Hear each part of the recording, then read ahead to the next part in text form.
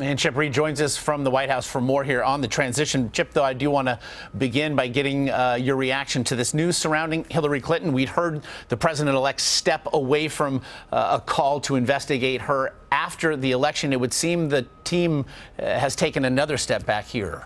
That's right. I think you're referring to 60 Minutes a little more than a week ago when Lesley Stahl asked if he was going to pursue an investigation of Hillary Clinton, as he had promised to do during the campaign. And he said, well, I want to think about it. And then he said, I don't want to hurt them, meaning the Clintons. He said, they're good people. That was a pretty strong indication right then and there that he was not going to pursue it. And, you know, the fact is he's got a lot he wants to do. And if he does pursue an investigation of her, number one, it's a distraction from things he wants to accomplish, and number two, it's going to rile up Democrats who think that he should focus on other things. And there was no mention of it in this video message that we spoke of, released yesterday. There were also some other rather glaring omissions from promises for his first 100 days. What stood out to you?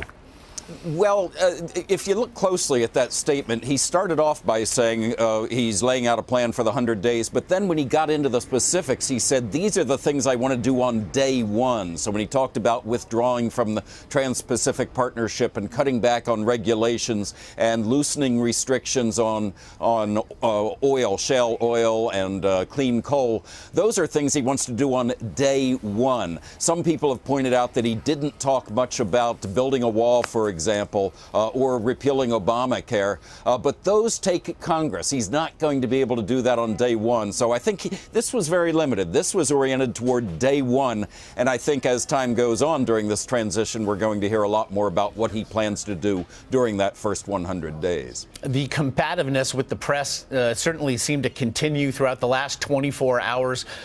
He took to task the press over Twitter, calling the media crooked as it concerned his coverage, the coverage of his business interests. Rather, he did rattle off a series of tweets today, a tweet squall about canceling a meeting with the New York Times. What do you make of what we've seen from him and his dealings with the press, certainly as it regards the meeting we saw that he had yesterday as well? Well, I think beating up on the press has been a very productive weapon for Donald Trump through the campaign and now as president-elect. I'm not surprised that he's continuing to do the same. And one big factor here is that during the campaign, of course, during the primary season, the press was investigating not just Donald Trump, but a lot of Republicans. And then during the campaign itself against Hillary Clinton, the press was investigating her and Donald Trump. Now all the resources are focused on him. And it's something he's either going to get used to or not going to get used to. But it wouldn't surprise me at all if he uses us as a foil for his entire presidency. Well, as he could see there, if he was there with you today, you are there for the duration. Chip Reid at the White House. As always, we appreciate the time. You bet.